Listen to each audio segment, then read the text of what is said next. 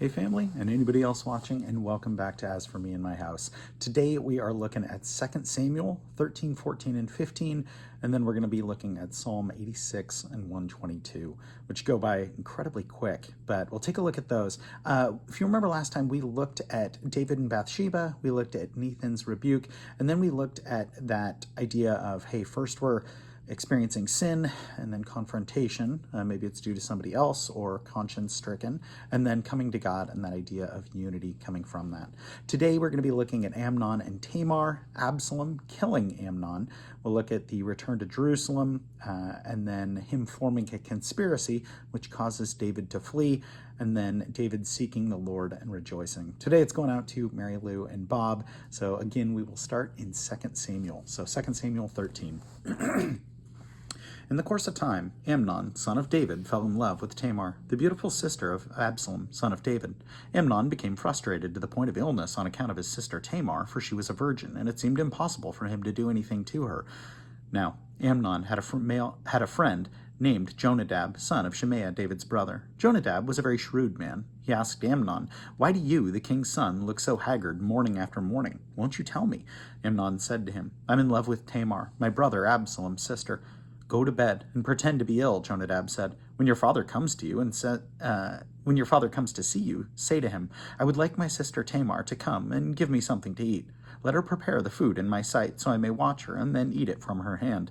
So Amnon lay down and pretended to be ill.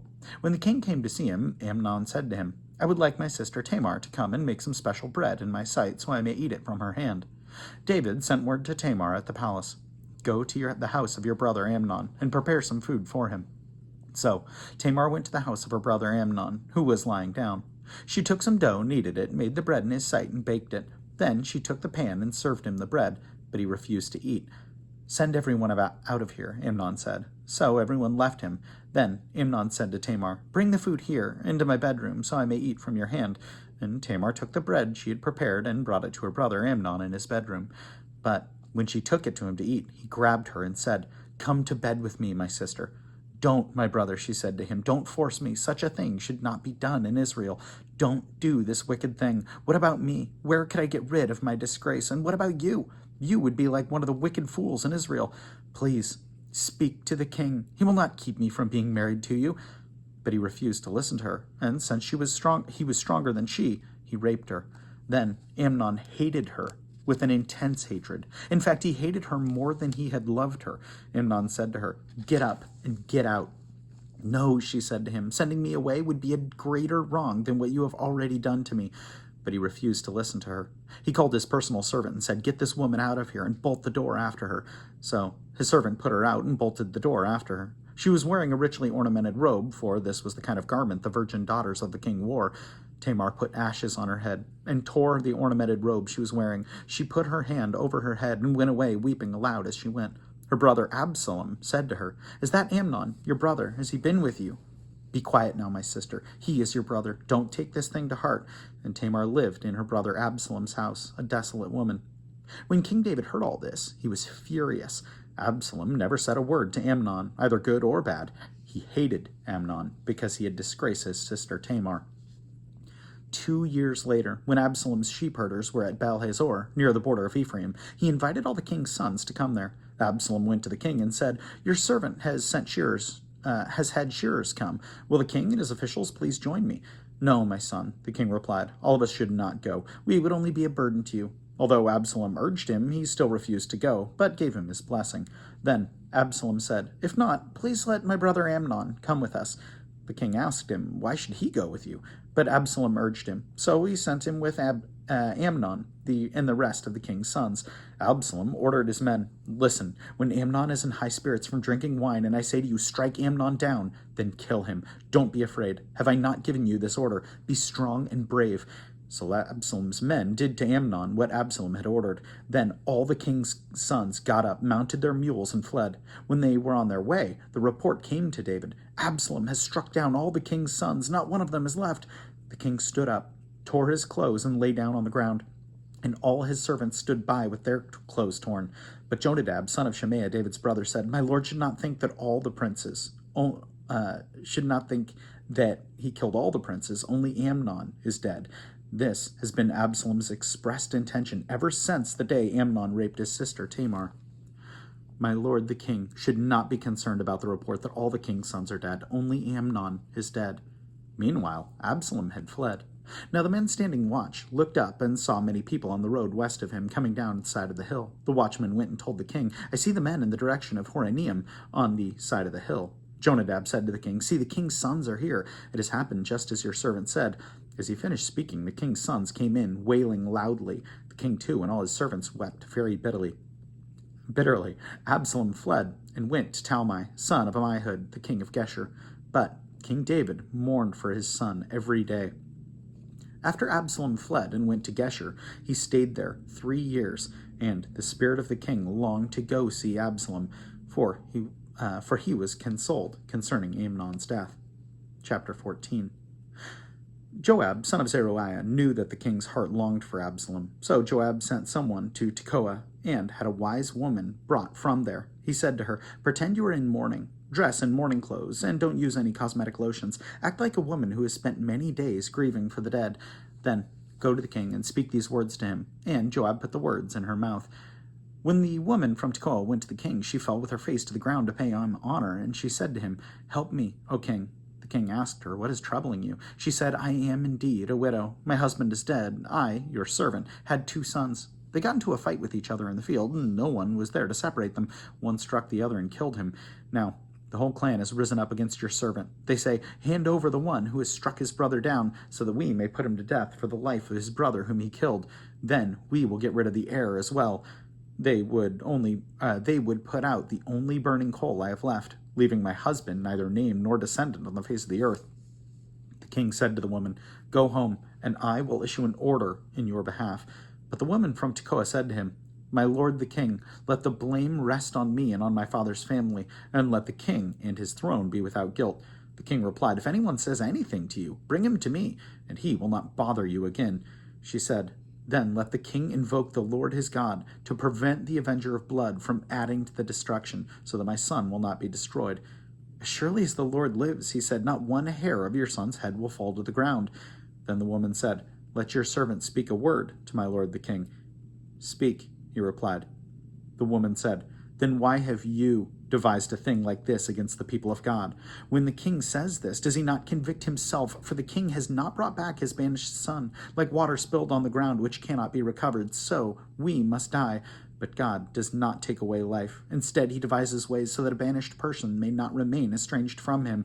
And now I have come to say this, my lord the king, because the people have made me afraid. Your servant thought, I will speak to the king. Perhaps he will do as his servant asks. Perhaps the king will agree to deliver his servant from the hand of the man who is trying to cut off both me and my son from the inheritance God gave us.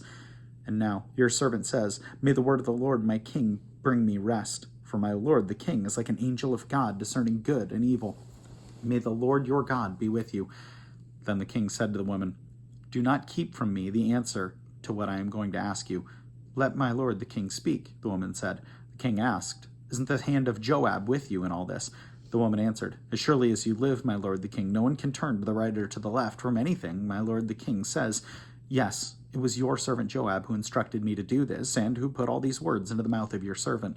Your servant Joab did this to change the present situation. My lord has wisdom like that of an angel of God. He knows everything that happens in the land."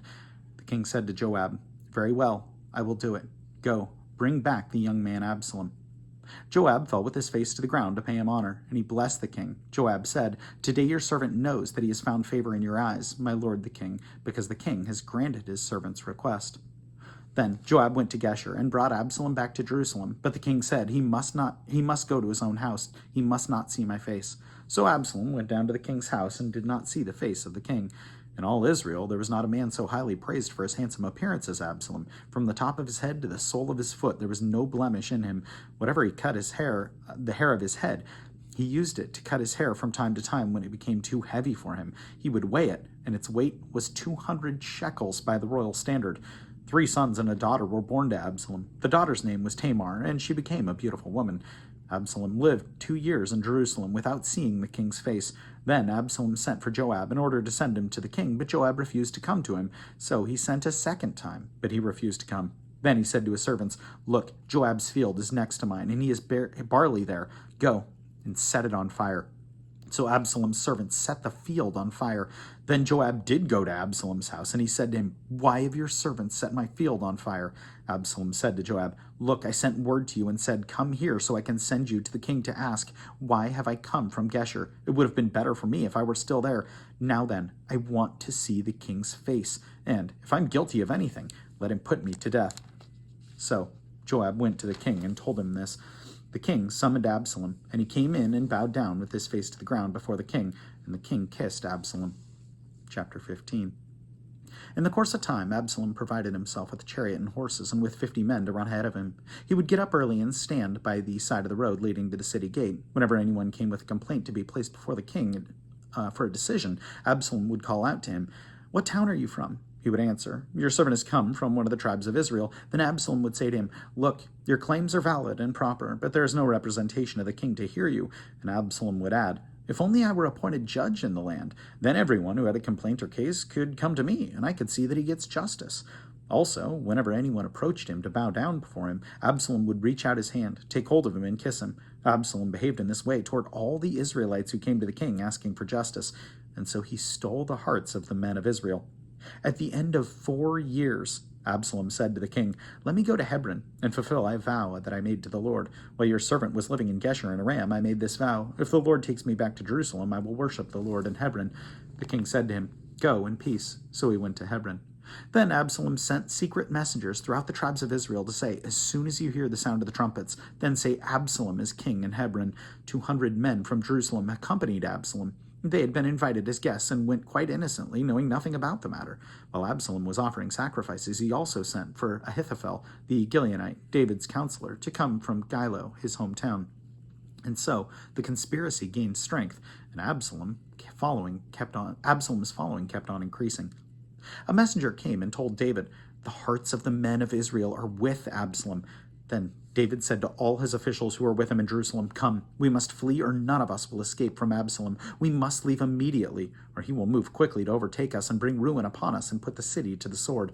The king's officials answered him, "Your servants are ready to do whatever our lord the king chooses." The king set out, with his entire household following him, but he left 10 concubines to take care of the palace. So the king set out with all the people following him, and they halted to a place some distance away. All the men marched past him, along with the Kerethites and Pelethites, and all 600 Gittites who had accompanied him from Gath marched before the king. The king said to Ittai the Gittite, "Why should you come along with us? Go back and stay with King Absalom. You are a foreigner and an exile from your homeland. You came only yesterday, and shall I make you wander about with us when I do not know where I am going? Go back and take your countrymen. May kindness and faithfulness be with you." But Ittai replied to the king, "As surely as the Lord lives and as my lord the king lives, wherever my lord the king may be, and whether it means life or death, there will your servant be." David said to Ittai, "Go ahead and march on." So Ittai the Gittite marched on with him and all his men and the families that were with him. The whole countryside wept aloud as the people passed by, and the king also crossed the Kidron Valley, and all the people moved on toward the desert. Zadok was there too, and all the Levites who were with him and were carrying the ark of the covenant of God. And they set down the ark of God, and Abiathar offered sacrifices until all the people had finished leaving the city. Then the king said to Zadok, "Take the ark of God back into the city, and if I find favor in the Lord's eyes, he will bring me back and let me see it as his dwelling place again. But if he says, 'I am not pleased with you,' then I am ready. Let him do with me whatever seems good to him." And the king also said to Zadok the priest, "Aren't you a seer? Go back to the city in peace with your son Ahimaaz and Jonathan, son of Abiathar. You and Abiathar, take your 2 sons with you, and I will wait for the fjords in the desert until word comes from you to inform me." So Zadok and Abiathar took the ark of God back to Jerusalem and stayed there. But David continued up to the Mount of Olives, weeping as he went. His head was covered, and he was barefoot. All the people with him covered their heads too, and they were weeping as they went up. Now David had been told, "Ahithophel is among the conspirators with Absalom." So David prayed, "O Lord, turn Ahithophel's counsel into foolishness." When David arrived at the summit, the people used to worship God, Hushai the Archite was there to meet him, his robe torn and dust on his head. David said to him, "If you go with me, you will only be a burden to me. But if you return to the city and say to Absalom, 'I will be your servant, O king. I was your father's servant in the past, but now I will be your servant,' then you can help me by frustrating Ahithophel's advice. Won't the priests of Zadok and Abiathar be with you? Tell them anything you hear in the king's palace. Their 2 sons, Ahimaaz, son of Zadok, and Jonathan, son of Abiathar, are there with him. Send them to me with anything that you hear." So David's friend Hushai arrived at Jerusalem as Absalom was entering the city. Psalm 86. Hear, O Lord, and answer me, for I am poor and needy. Guard my life, for I am devoted to you. You are my God. Save your servant who trusts in you. Have mercy on me, O Lord, for I call to you all day long. Bring joy to your servant. For you, O Lord, I lift up my soul. You are forgiving and good, O Lord, abounding in love to all who call on you. Hear my prayer, O Lord. Listen to my cry for mercy. In the day of my trouble I will call to you, for you will answer me. Among the gods there is none like you, O Lord. No deeds can compare with yours. All the nations you have made will come and worship before you, O Lord. They will bring glory to your name, for you are great and do marvelous deeds. You alone are God. Teach me your ways, O Lord, and I will walk in your truth. Give me an undivided heart that I may fear your name. I will praise you, O Lord, my God, with all my heart. I will glorify your name forever, for great is your love toward me. You have delivered me from the depths of the grave. The arrogant are attacking me, O God. A band of ruthless men seeks my life, men without regard for you. But you, O Lord, are a compassionate and gracious God, slow to anger, abounding in love and faithfulness. Turn to me and have mercy on me. Grant your strength to your servant and save the son of your maidservant. Give me a sign of your goodness, that my enemies may see it and be put to shame. For you, O Lord, have helped me and comforted me. Psalm 122. I rejoiced with those who said to me, let us go to the house of the Lord. Our feet are standing in your gates, O Jerusalem. Jerusalem is built like a city that is closely compacted together. That is where the tribes go up, the tribes of the Lord, to praise the name of the Lord according to the statute given to Israel. There the thrones for judgment stand, the thrones of the house of David. Pray for the peace of Jerusalem. May those who love you be secure. May there be peace within your walls and security within your citadels. For the sake of my brothers and friends, I will say, peace be within you. For the sake of the house of the Lord our God, I will seek your prosperity.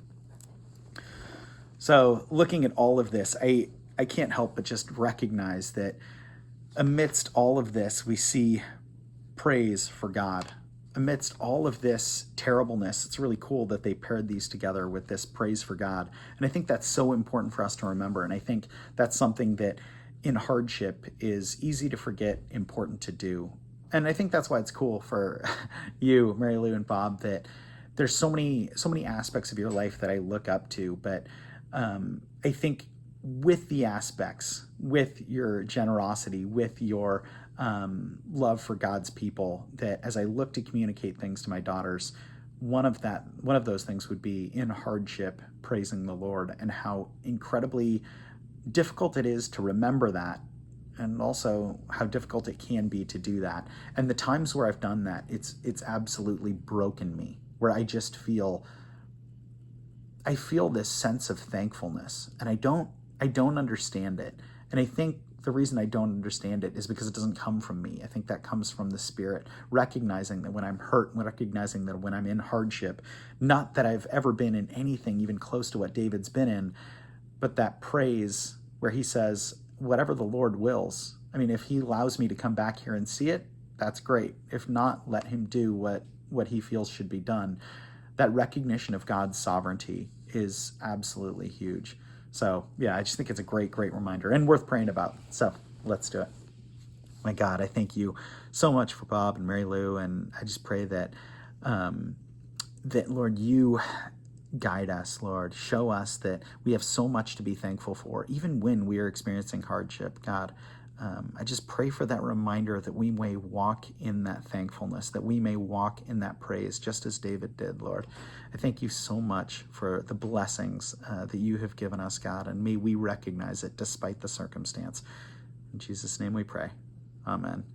Well, Bob, Mary Lou, I appreciate you so much, and I love you tons. For anyone else watching, know that I appreciate you as well, and I will plan on seeing you tomorrow. Have a good one.